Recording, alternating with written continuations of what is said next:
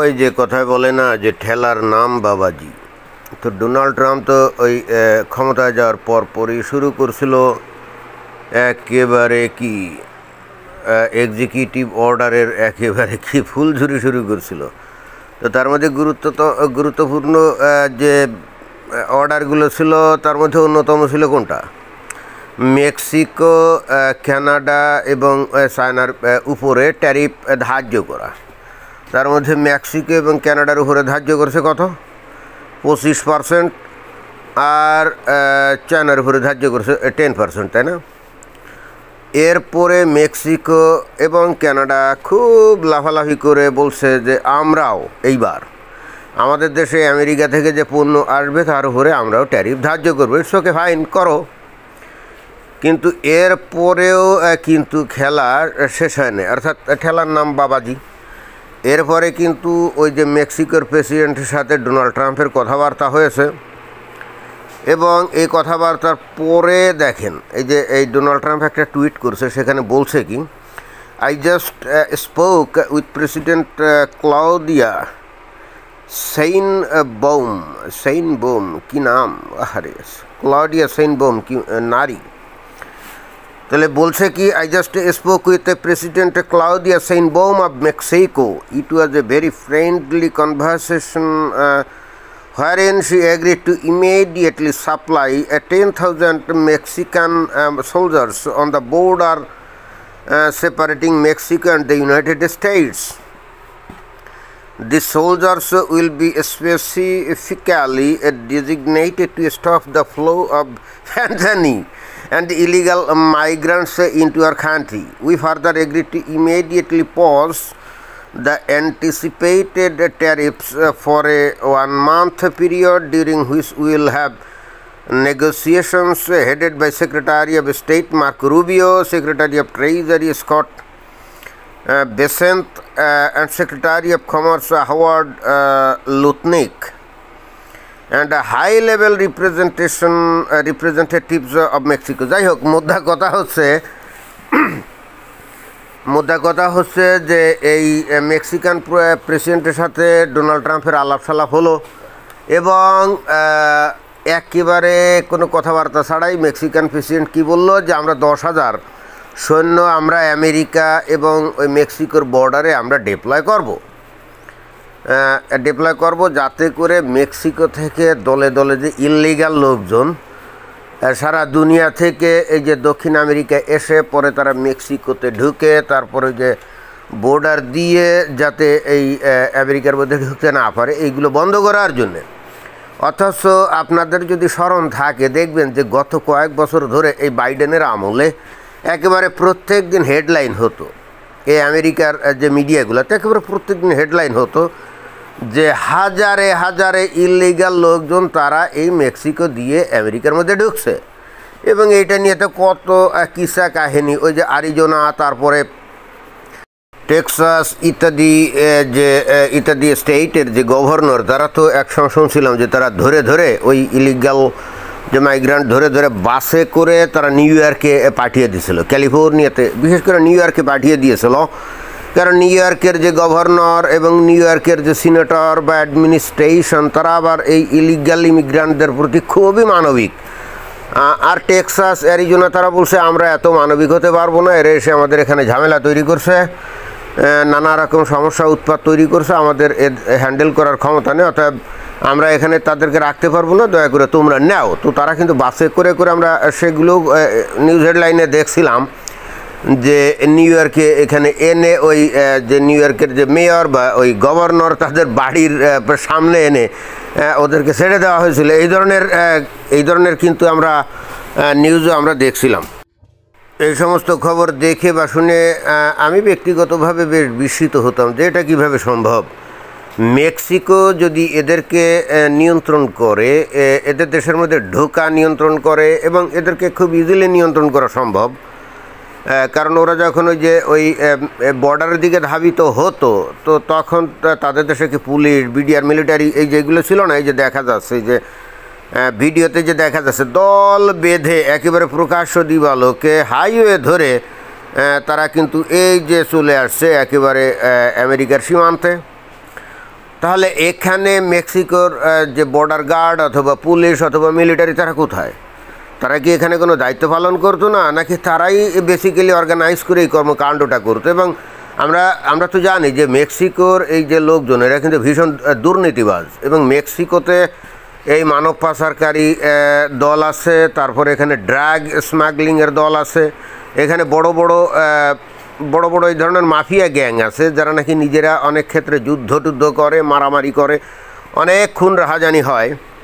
তো তারা এই কাজগুলো করে। কিন্তু কথা হচ্ছে যে এখানে তাহলে মেক্সিকো সরকারের কি কাজ, বা তারা কি করে? এবং তারা সেখানে দেখে এবং মজা মারে।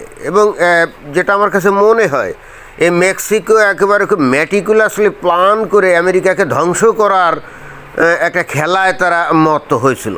এছাড়া আর এটাকে কিভাবে ব্যাখ্যা করা যেতে পারে? যে এইভাবে হাজারে হাজারে ইল্লিগাল লোকজন এই মেক্সিকোতে ঢুকে এরা এই যে বর্ডারের দিকে প্রকাশ্য দিবালোকে হেঁটে চলে যাচ্ছে, এদেরকে কেউ বাধা দেওয়া হচ্ছে না, এই মেক্সিকো সরকার কিছুই বলছে না। আর ওদিকে আমরা বিশ্বের সঙ্গে খেয়াল করতাম যে জো বাইডেনের সরকার, তারাও তো কিছু বলতো না। এবং তারপরে কি করতো, এরা যে কোনোভাবে হোক পরবর্তীতে ওই যে চাপ সৃষ্টি করতো বর্ডারে, তারপরে ঢুকলে এই আমেরিকার গার্ড তারা ধরে তাদের নাম করতো, ছবি টবি রাখতো, তারপরে তাদের বায়োমেট্রিক করতো, তারপরে তাদেরকে একটা কার্ড দিয়ে নাকি ছেড়ে দিত। এবং এভাবেই লক্ষ না, অলরেডি কত 1.5 কোটির মতো এই ধরনের শরণার্থী এভাবেই ঢুকছে ভিতরে, ঢুকে এখন এই আমেরিকার মধ্যে নানা রকম ঝঞ্ঝাল তৈরি করছে। আপনারা যারা ক্যালিফোর্নিয়া লস অ্যাঞ্জেলেসে থাকেন, এখন তো ওই যে অনেক জায়গায় পুড়ে ছাই হয়ে গেছে, তাই না? তো আমি নিজে দেখছি লস অ্যাঞ্জেলেস এবং তার আশেপাশের অঞ্চলগুলোতে কি পরিমাণ হোমলেস লোক আছে। আমি বিস্মিত হয়ে গেছি যে আমেরিকার নাম আমরা শুনছি যে ধনীদের আখড়া, বিশেষ করে লস অ্যাঞ্জেলস এবং তার আশেপাশের অঞ্চল, বিশেষ করে সান ফ্রান্সিসকো, এই সমস্ত এত ধনীদের আখড়া, তাই না? এত ধনীদের আখড়া। তো সেখানে যেভাবে ওই বাংলাদেশে কমলাপুরের আশেপাশে যেমন এই যে বড় বস্তি আছে না, ঠিক ওই কিসিমের লোকজন বস্তি আমরা পার্কে, তারপরে যে সমস্ত জায়গায়, বিভিন্ন জায়গায় এরকম বস্তি করে আছে। এবং এটা আমার কাছে খুব মানে বিস্ময়কর লাগতো যে এরা কোথা থেকে আসলো, বা এ ঘটনা কি? যদিও খোদ আমেরিকার অনেক লোকজনই আসলে এরকম অবস্থায় আছে, বাট তার একটা বড় অংশই কিন্তু এই যে ইল্লিগাল লোকজন, যারা নাকি এই সমস্ত দেশে ঢুকে, অর্থাৎ আমেরিকাতে ঢুকে এই ধরনের বস্তি তৈরি করে থাকে। এবং স্বাভাবিকভাবে তাদের তো কোনো নেই, দায়িত্ব নাই। আর আমেরিকা হচ্ছে প্রচণ্ড রকম একটা স্বাধীন দেশ, কে কী করে না করে এইগুলো কেয়ার করে না। এবং যতক্ষণ একটা ক্রাইম সংগঠিত না হয় এবং কারো বিরুদ্ধে সুস্পষ্টভাবে কোনো তথ্য প্রমাণ না পাওয়া যায়, ততক্ষণ পুলিশ কাউকে ধরেও না, আপনাকে ডেকেও জিজ্ঞেস করবে না যে বেটা তোর বাড়ি কোথায় বা কী বৃত্তান্ত। তো যাই হোক, আমেরিকার মতো ধনী এবং উন্নত দেশে এইভাবে যে বস্তি, এইটা আসলে বিস্ময়কর। আমি চিন্তাও করতে পারি না যে এইরকম বস্তি থাকতে পারে। তো এখন ডোনাল্ড ট্রাম্পের বক্তব্য হলো যে এই সমস্ত ফাজলামি এনাফ হয়েছে। ডেমোক্র্যাটরা আসলে দেশকে ভালোবাসে না, তারা রাজনীতি করে, বাট তারা আমেরিকাকে ঘৃণা করে এবং তারা চায় আমেরিকা ধ্বংস হয়ে যাক। আর সেটা যদি না হয়, তাহলে এইভাবে অবৈধ লোকদেরকে কীভাবে ঢুকাতে পারে, আবার তাদেরকে নিয়ে সুন্দরভাবে বিভিন্ন জায়গায় রাখে, তাদের নানা রকম সাহায্য সহযোগিতা করে। এটা তো খাল কেটে কুমির আনার মতো। তো ডোনাল্ড ট্রাম্প তো এগুলো ফাত্তা ফুত্তা দেওয়ার লোক না। তার বক্তব্য হচ্ছে আমি এদেরকে আউট করব। আর খালি আউট করলেই তো হবে না, এই যে বাইরে থেকে যে বিপুল পরিমাণে লোক ভিতরে ঢোকে সেটা তো থামাতে হবে। এবং বস্তু তো খালি মেক্সিকো থেকেই যে ঢোকে তা না, এখন কানাডা থেকেও অনেকজন ঢুকতো। ওই যে কানাডা অবাধে অনেক ভিসা দিয়েছিল মাঝে, এবং তারাই কিন্তু ঢুকতো। তো অতএব এদেরকে সাহায্য করতে গেলে তো এই ছাড়া কোনো উপায় নেই। এবং এখন ঠিকই মেক্সিকো বাপ করে এখন 10,000 সৈন্য কিন্তু ঠিকই মোতায়েন করবে, এবং তা কমিটমেন্ট করছে যে আমরা এগুলো এখন থামাবো। অথচ এর আগে কখন আমেরিকান প্রশাসন এটা নিয়ে মাথায় ঘামানে, এবং এটা কিন্তু বিস্ময়কর ব্যাপার, তাই না? এটা কীভাবে সম্ভব? আমেরিকা সারা দুনিয়া মাতবাড়ি করে, অথচ তার ঘরের মধ্যেই উইপুকা বাসা বেঁধে বসে আছে। তার ঘরই ঠিক নাই, অথচ সে সারা দুনিয়ার মানুষের ঘর ঠিক করে বেড়ায়, সব জায়গায় মাতবাড়ি করে বেড়ায়। আমেরিকা সব মানে বাংলা মনে করেন যে বাংলাদেশে কে ক্ষমতায় থাকবে আর না থাকবে, বা আফগানিস্তানে কে ক্ষমতায় থাকবে, বা পাকিস্তানে কে ক্ষমতায় থাকবে না থাকবে, এটা নিয়ে তার মাথা ব্যথা শেষ নাই। এটা নিয়ে কত তার প্ল্যান পরিকল্পনা টাকা পয়সা খরচ করে, হয়তো তার নিজের ঘর ধ্বংস হয়ে যাচ্ছে এই ইলিগাল ইমিগ্রান্টের দিয়ে, সেইটা কিন্তু তারা খেয়াল রাখেনি।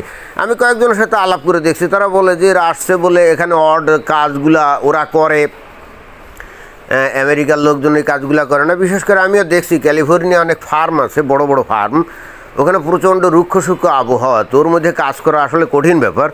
তো ওই মেক্সিকো থেকে আসা লোকজন বা দক্ষিণ আমেরিকা থেকে আসা লোকজন এই কাজগুলো করে। বাট এখানে ইললিগাল ইমিগ্রেন্ট যেগুলো আছে, বিশেষ করে এখানে মনে করেন যে এশিয়া থেকে বা অন্যান্য বিভিন্ন দেশ থেকে যেগুলো আসে, ওরা তো ওই কাজ করতে পারে না। ধরেন যে মেক্সিকোর লোকজনরে নাইলে অ্যালাউ করা গেল, এল সালভাডোর বা কলম্বিয়া ইত্যাদি ওদের ইয়ে করা গেল, ওরা ওই কঠিন কাজগুলো করতে পারে। কিন্তু ধরেন যে বাংলাদেশ, ভারত বা পাকিস্তান, ইন্দোনেশিয়া এই সমস্ত দেশ থেকে যাওয়া লোকজন তো ওই কঠিন কাজ করতে পারে না, তাহলে তারা কোন ভিত্তিতে ওর মধ্যে ঢোকে? তো যাই হোক, অনেকে এটা অমানবিক মনে করে, বাট চিন্তা করে দেখেন না, আপনার বাড়ির মধ্যে ঢুকে কিছু লোকজন অবৈধভাবে তারপরে বললো যে আমরা যাবো না, এই ঘর আমাদের, আমরা দখল করলাম, তো আপনি কি করবেন বলেন? যদি নিজেকে এইভাবে চিন্তা করেন তাহলে কিন্তু এই ডোনাল্ড ট্রাম্পের এই পদক্ষেপ বুঝতে সুবিধা হবে। বাট বাইরে থেকে মনে হবে যে একদিন গেছে আসে, তাদের লাথি দিয়ে বের করে দিবে, এটা কেন? আর কথা নাই বার্তা নাই, বন্ধুপ্রতিম দেশ কানাডা আর মেক্সিকো, তাদের ওপর সাথে কেন এরকম গ্যাঞ্জাম করবে? গ্যাঞ্জাম না করে তো উপায় নাই, কারণ ওরা এই বন্ধুত্বের সুযোগে, ভদ্রতার সুযোগে তারা তো আমেরিকাকে ধ্বংস করার জন্যে তারা হয় সচেতনভাবে অথবা অচেতনভাবে প্ল্যান করে যাচ্ছিল এবং সেই কাজ করে যাচ্ছিল। এইভাবে কঠোর ভূমিকা না নিলে তো এটা সমাধান হতো না, যেমন কুকুর তেমন মুগুর, তাই না? তো এটাই ছিল বক্তব্য। ধন্যবাদ।